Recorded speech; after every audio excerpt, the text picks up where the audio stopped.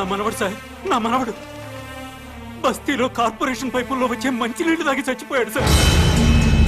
అవి ఇలాంటి మంచినీళ్లు కావు సార్, డ్రైనేజీ వాటర్ కలిసిన మంచినీళ్లు.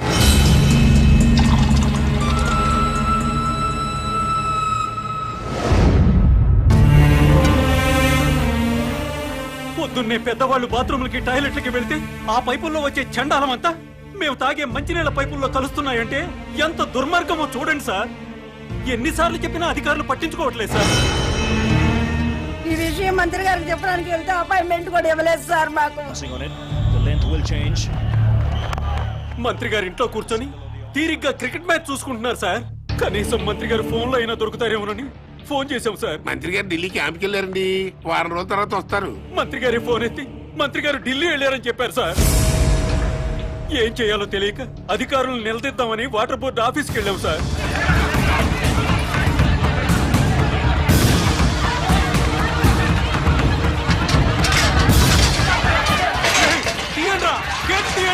గొడవ చేయొద్దు, మర్యాదగా వెళ్ళిపోండి. మీరు నాశనం అయిపోతారా?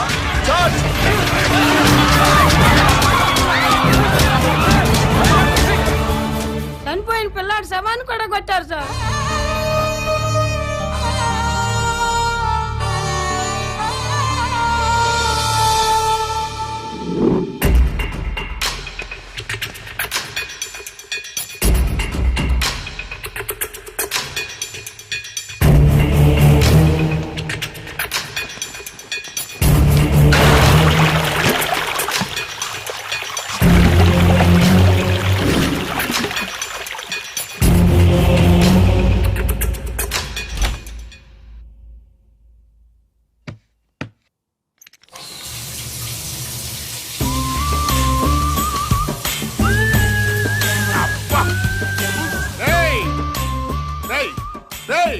ఎవడరా అక్కడ?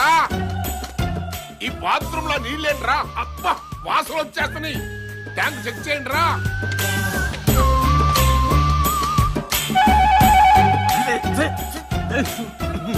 అన్నా, ట్యాంక్ లో డ్రైనేజ్ వాటర్ ఉందన్నా?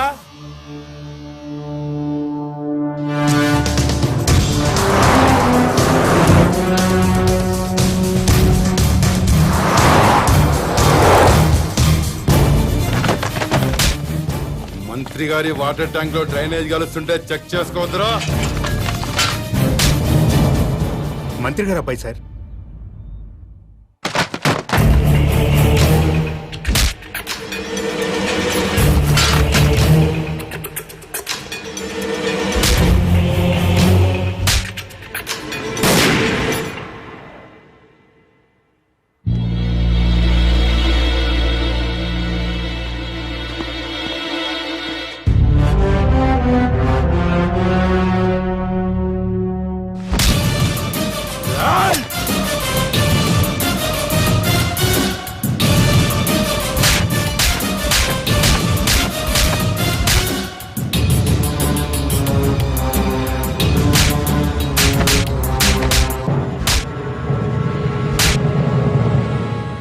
రెండు నిమిషాల్లో నీ బాబు ఇక్కడ ఉండాలి.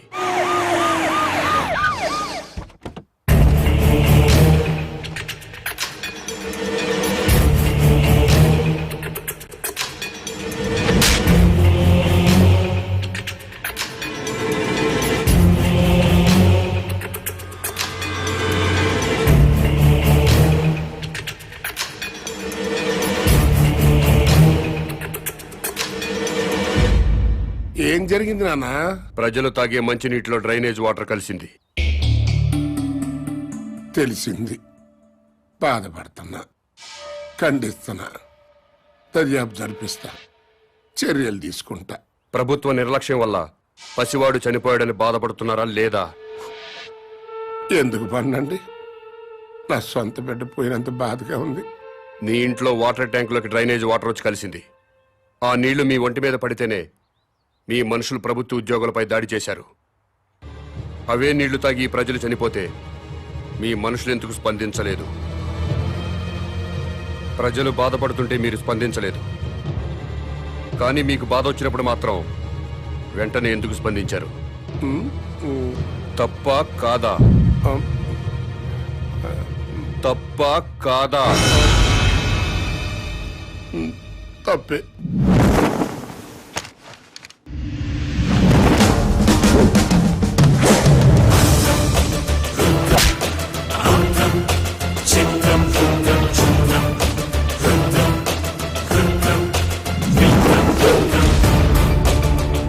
బిడ్డ చనిపోయాడన్న బాధతో ప్రజలు దాడి చేయబోతే వాళ్ళను లాఠీలతో కొట్టి కుక్కల్లా తరిమారు. తప్పులేదు, లా అండ్ ఆర్డర్ మెయింటైన్ చేయాల్సిందే. మరి మంత్రి గారి కొడుకు వాళ్ళ మనసులో దాడి చేస్తుంటే ఎందుకు మీరు లాఠీ చార్జ్ చేయలేదు? తప్పా కాదా? తప్పా కాదా? తప్పే సార్, బట్ మేము డ్యూటీ ప్రజల కోసం చేయట్లేదు, ఎమ్మెల్యేల కోసం, మంత్రుల కోసం చేస్తున్నాం. వాళ్ళు ఏం చెప్తే అదే చేస్తున్నాం. ఎందుకంటే వాళ్ళకి నచ్చిన పోలీసుల్ని వాళ్ళ నియోజకవర్గం స్టేషన్స్ కి ట్రాన్స్ఫర్ చేయించుకుంటారు. అందుకే వాళ్ళు ఏ వెధవ పనులు చేయమన్నా సిగ్గుపడకుండా చేస్తున్నాం. మమ్మల్ని కూడా చెప్పుతో కొడతారో ఉమ్మేస్తారో మీ ఇష్టం. ఎవడో అధికారంలోకి వస్తే వాడు పోలీసులతో ఫుట్బాల్ ఆడుకోవడం తప్పా కాదా? తప్పే. మీరు పదవుల్లోకి వచ్చింది ప్రజల మీద బతకడానికా, ప్రజల కోసం బతకడానికా? ప్రజల కోసమే. అంటే ప్రజల్లా బతకాలి. అవునండి. ప్రజల్లాగా ప్రజలతోనే బతకాలనుకుంటే ప్రజలు సంతోషంగా ఉన్నప్పుడే మీరు సంతోషంగా ఉండాలి. అవునండి. ప్రజలు ఏడుస్తున్నప్పుడు మీరు ఏడవాలి. అవునండి. ప్రజలు ఏం తిని బతుకుతున్నారో అదే మీరు తిని బతకాలి. అవునండి. ప్రజలు డ్రైనేజీ వాటర్ తాగితే అవి మీరు తాగాలి. అది ఎట్టకుదు. రండి, ప్రజల్లా బతుకుదురు గాని.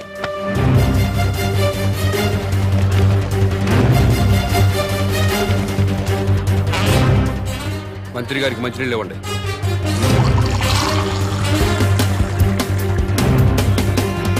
తాగు.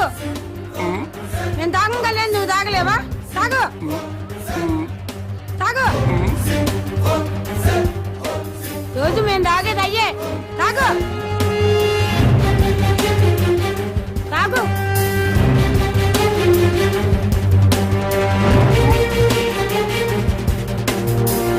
మాయ్ తాగు. తాగమంటే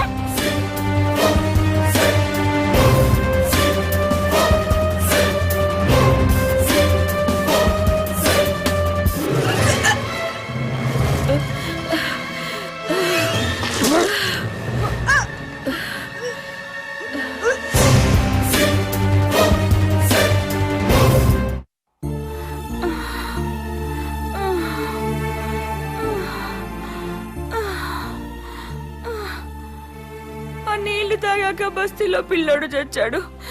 అమ్మా, నేను చేస్తానేమోనండి.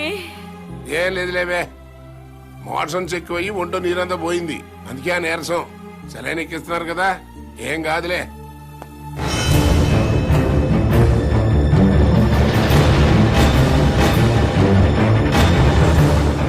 ఏంటిది? ఇటు ఇళ్లలోకి తోసుకొచ్చేటివేనా? మీ ఇళ్లలోకి మేము టెస్ట్ అనుకుంటారా? ఏమనంటే ప్రెస్. మా ప్రైవేట్ జీతాలు ఉండవు. ఉండవు. ఏ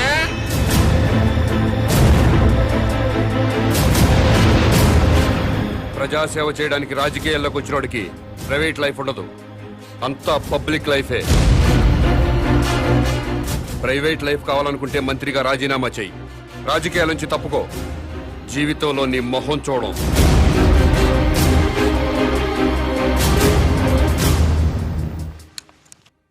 రాని రాని, ఆపు ఆపు ఆపు ఆపు.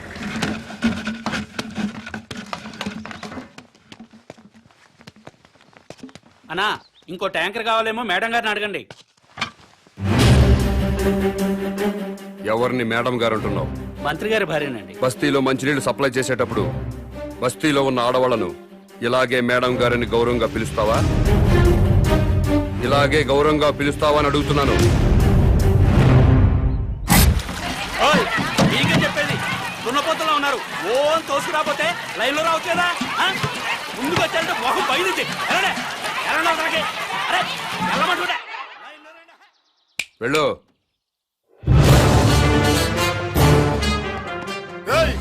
ఏం పని అదే? ట్యాంకర్ పంపించామంటే మేము మంత్రులు కాక్కర్లేదా? ప్రజల్లా బతకండి. ఆహా, అది ఎలాగో తమరే సెలవే ఉండే. బస్తీకి వెళ్ళండి, ట్యాంకర్లు వస్తాయి. అక్కడ ఉన్న ఆడవాళ్లతో పాటు మీ ఆడవాళ్ళను కూడా బిందెలతో మంచినీళ్లు పట్టుకోమని చెప్పండి.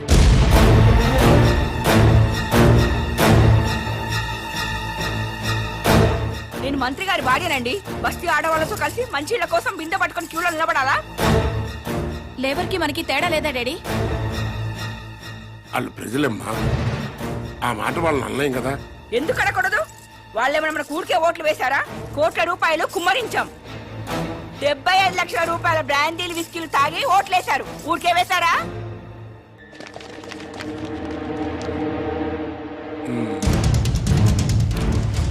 ఆ మాట నాకు అనాలనే ఉంది, కానీ పబ్లిక్ లో అనలేం కదా. అంటే ఏమవుతుంది డాడీ? పదవి పోతుంది అంతేగా? పోనివ్వండి, మేం మాత్రం బిందెలు పట్టుకుని క్యూలో నుంచాం. సరే, నాకు తప్పేదే ఉంది. మీ తరఫున బిందెలు పట్టుకుని క్యూలో నేనే నిల్చుంటాను.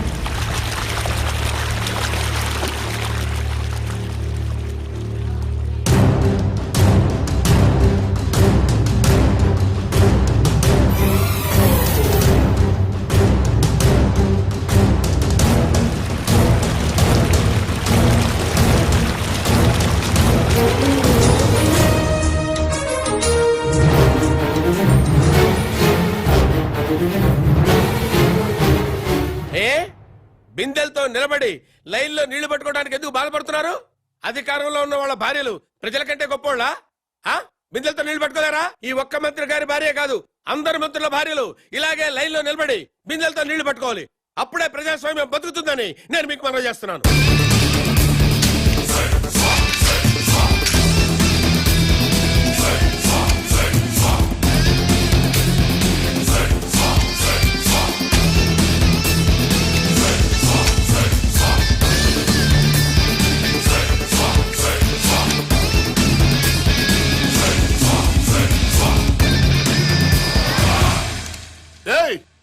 అదేంటయ్యా బాత్రూమ్లకు తాళాలేస్తున్నాయంటే? మీరు ప్రజల్లా బతకాలి కదండి. ఏంటయ్యా ప్రజలు వాళ్ళలాగా బతకాలంటే మా బాత్రూమ్లకు తాళాలయ్యాలా? చెంబులు తీసుకుని రోడ్డు మీదకి వెళ్ళండి. స్టేట్ లో చాలా ఊళ్ళలో మరుగుదొడ్లు లేక ఆడవాళ్లు చెంబులు పట్టుకుని రోడ్ల మీదకి, రైల్వే పట్టాల మీదకి, టాయిలెట్ కి వెళుతున్నారు. మీరు కూడా ప్రజల్లా బతుకుదాం అనుకుంటున్నారు కదా, అందుకే చెంబులు పట్టుకుని రోడ్డు మీదకి వెళ్లాలని తాళాలు వేశాను.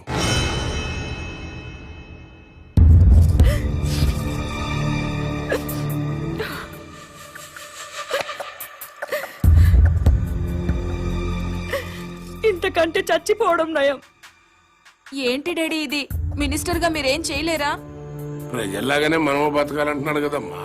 ప్రజలంతా చికెన్ గునియాతో బాధపడుతున్నారు, మనం కూడా చికెన్ గునియా తెచ్చుకోవాలా? లవ్ పేరు చెప్పి ఆడపిల్లల మీద యాసిడ్ పోసి చంపుతున్నారు, మనము చంపాలా? ఆర్గ్యుమెంట్ వద్దమ్మా. ఈ సమస్యకి ఒక్కటే పరిష్కారం. మనం జనంతో పాటు చెంబుట్టుకుని రోడ్డు మీదకి వెళ్ళకూడదు అనుకుంటే నేను ఎమ్మెల్యేకి రాజీనామా చేయాలి, మంత్రి పదవికి రాజీనామా చేయాలి. అసలు టోటల్ గా నేను రాజకీయ సన్యాసమే చేసేయాలి. అభిమానం ముఖ్యమో అధికారం ముఖ్యమో మీరే నిర్ణయించండి.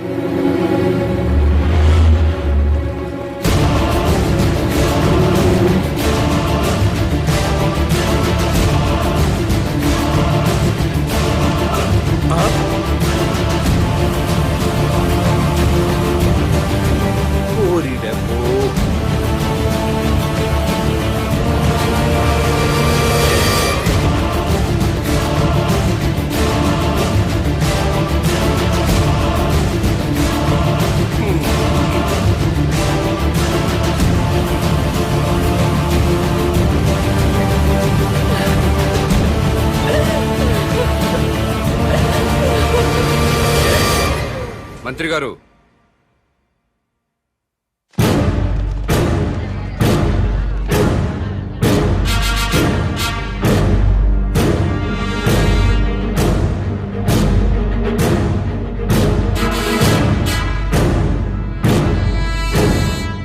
కన్నీళ్లు మంత్రుల కుటుంబాలకే కాదండి, మా ఊరు ప్రజలకు కూడా ఉంటాయి, మా ఆడవాళ్లకు కూడా ఉంటాయి. నలుగురిలో మొగుడు ముందు నిలబడడానికి కూడా ఆడది మొహాట పడుతుంది. అలాంటిది పొద్దున్నే చెంబు తీసుకుని రోడ్డు మీద నిలబడాలంటే ఎంత సిగ్గుపడుతుందో ఎంత అవమానంతో చచ్చిపోతుందో తెలియదా సార్ మీకు? ఈ దేశంలో అన్నిటికంటే ఉప్పు చీప్ సార్.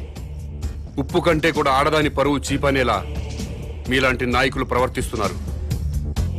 మనుషులైతే సిగ్గుపడండి, మనసుంటే ఆలోచించండి.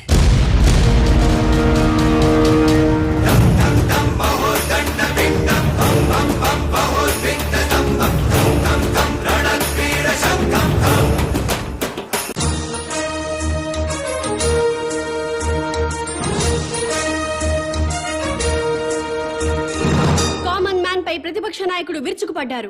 మంత్రి గారి కుటుంబాన్ని అవమానించడం అమానుషమంటూ నిప్పులు చెరిగారు. ప్రతిపక్ష నాయకుడి మాటల్ని లైవ్ లో చూద్దాం. అవునండి, మంత్రి తప్పు చేస్తారు, మీ ఇష్టం వచ్చినట్టు ప్రవర్తిస్తారా? మంత్రి ఫ్యామిలీ ఏం పాపం చేసింది? వాళ్ళని రోడ్డు ఎక్కించి అవమానిస్తారా? బాత్రూమ్లకు తాళాలు వేస్తారా? ఆ గవర్నమెంట్ తప్పు చేయదా? తప్పు చేసి అసెంబ్లీకి తాళాలు వేస్తున్నారా? సెక్రటరీ తాళాలు వేస్తారా? అలా మాట్లాడితే కుదరదు. కామన్ మ్యాన్ ని లైన్ లోకి వచ్చి మాట్లాడమనండి.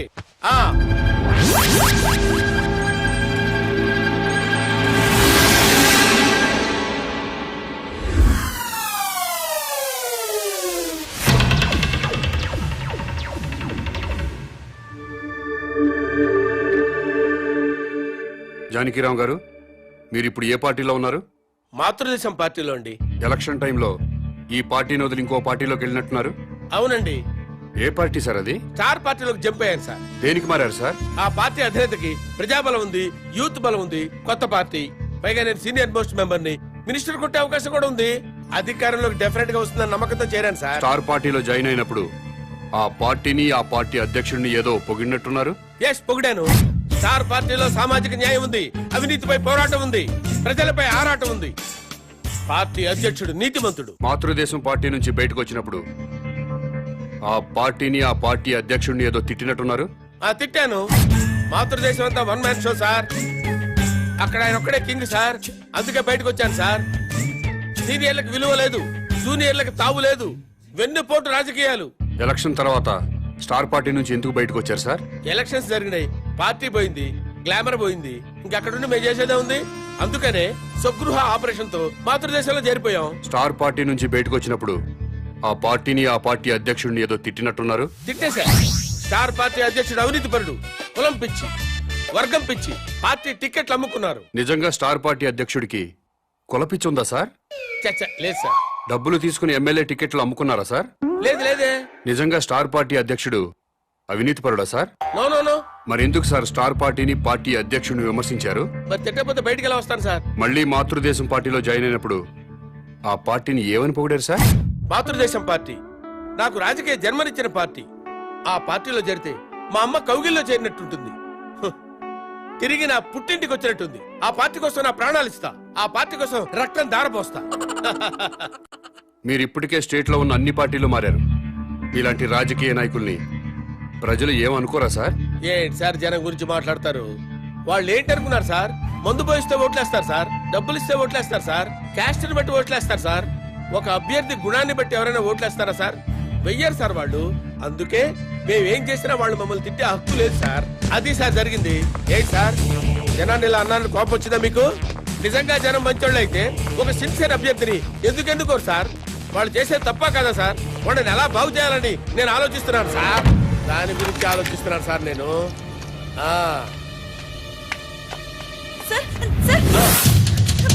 అమ్మా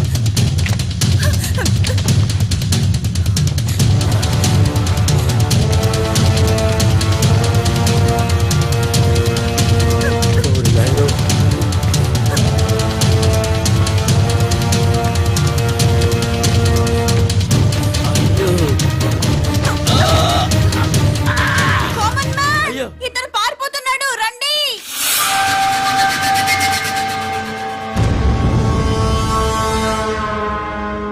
కామన్ మ్యాన్ కిడ్నాపర్ కాదా? కామన్ మ్యాన్ కిడ్నాపర్ కాదు, నా ఫ్రెండ్. ఇదంతా డ్రామా. డ్రామానా? కామన్ మ్యాన్ ప్రతిపక్ష నాయకుడిని కిడ్నాప్ చేసిన సంగతి మనకి తెలుసు. అయినా కామన్ మ్యాన్ సిటీలో దర్జాగా తిరుగుతున్నాడు. అరెస్ట్ చేయడం పక్కన పెడితే కనీసం కామన్ మ్యాన్ ని అడిగే సాహసం చేయలేకపోయింది ప్రభుత్వం.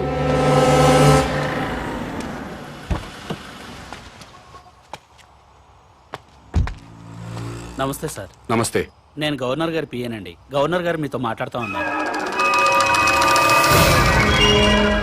హలో సార్, ఒక్క నిమిషం మాట్లాడండి సార్. హలో బాబు, నువ్వు చేసే పనులన్నీ అభినందించదగ్గవే. కానీ మంత్రుల్ని కొట్టడాలు, ప్రతిపక్ష నాయకుడిని కిడ్నాప్ చేయటం చట్టవ్యతిరేక చర్య. అలా కాకుండా సొసైటీ కోసం ఏం చేయదలుచుకున్నావో, ఎందుకు చేస్తున్నావో నాకు చెప్పు. నేను నీకు సహాయం చేస్తాను. మీరు నిజాయితీ పరులు సార్. తప్పకుండా మీ మాట వింటాను. మీతో పాటు ప్రజాప్రతినిధులందరినీ సమావేశపరచండి.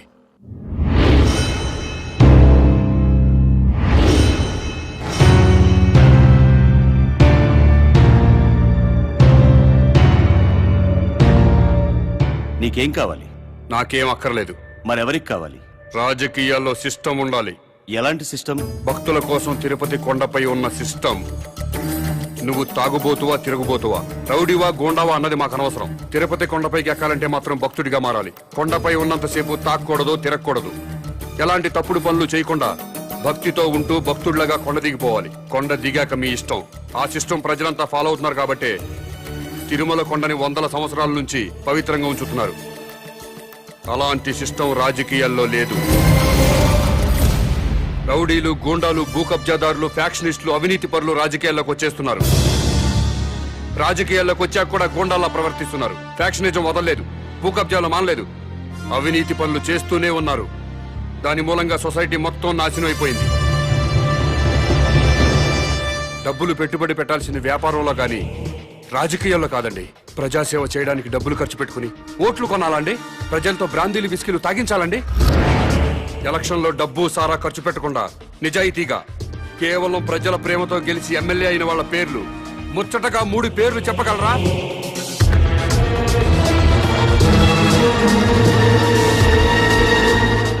పది కోట్లు ఖర్చు పెట్టి ఎలక్షన్లో గెలుస్తున్నాడంటే రేపు 100 కోట్లు సంపాదించుకోవచ్చన్న వ్యాపార సూత్రం తప్పితే ప్రజాసేవ చేయడానికి కాదు. అందుకే రాజకీయాల్లో సిస్టమ్ ఉండాలి. ఎలాంటి సిస్టమ్ ఉంటే రాజకీయాలు బాగుపడతాయో నువ్వే చెప్పు. ఎలక్షన్లో ఎమ్మెల్యేగాను, ఎంపీగాను నిలబడ్డవాడు ఎలక్షన్ కమిషన్ ఆధ్వర్యంలో రాష్ట్ర రాజధానిలోనే ఉండాలి. నామినేషన్లు వేశాక ఓట్లు అడగడానికి ప్రజల మధ్యకి వెళ్ళడానికి వీల్లేదు. ఇంటింటికి తిరగడానికి వీల్లేదు. పాదయాత్రలు, ఊరేగింపులు ఉండడానికి వీల్లేదు. మీటింగులు, స్పీచులు ఇవ్వడానికి వీల్లేదు. పార్టీ జెండాలు పట్టుకుని ఏ పార్టీ కార్యకర్త ప్రచారం చేయడానికి వీల్లేదు. ఎలక్షన్లో నిలబడ్డ పార్టీల గురించి, పార్టీ అభ్యర్థుల గురించి టీవీల ద్వారా, పత్రికల ద్వారా ప్రజలకు ఎలక్షన్ కమిషనే తెలియజేయాలి. అది చూసి జనం వాళ్ళకి నచ్చిన వాళ్ళకే ఓట్లేసుకుంటారు.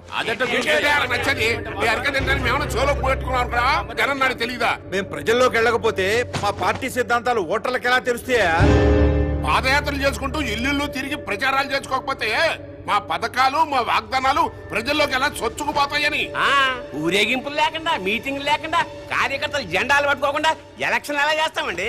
అసలు మేమే ఎమ్మెల్యే అభ్యర్థులమని జనానికి ఎలా తెలుస్తుంది? మీరు ఇల్లు తిరిగి ప్రచారం చేయకపోతే మీ పార్టీ సిద్ధాంతాలు ప్రజలకు తెలియవా? ప్రభుత్వం ఆరోగ్యశ్రీ పథకం పెట్టింది. వైఎస్ఆర్ గారు ఇల్లు తిరిగి ప్రచారం చేశారు, ఆరోగ్యశ్రీ పథకం పెట్టామని టీవీల్లోనూ పత్రికల్లోనేగా ప్రకటించింది. ప్రజలందరికీ తెలియలేదా? ఆసుపత్రికి వచ్చి వైద్యం చేయించుకోవడం లేదా? ఎన్టీ రామారావు గారు 2 రూపాయలకే కిలో బియ్యం పథకం ప్రవేశపెట్టారు. 2 రూపాయలకే కిలో బియ్యం ఇస్తున్నామని ఇల్లు తిరిగి ప్రచారం చేశారా? పత్రికల్లోనేగా ప్రకటించారు.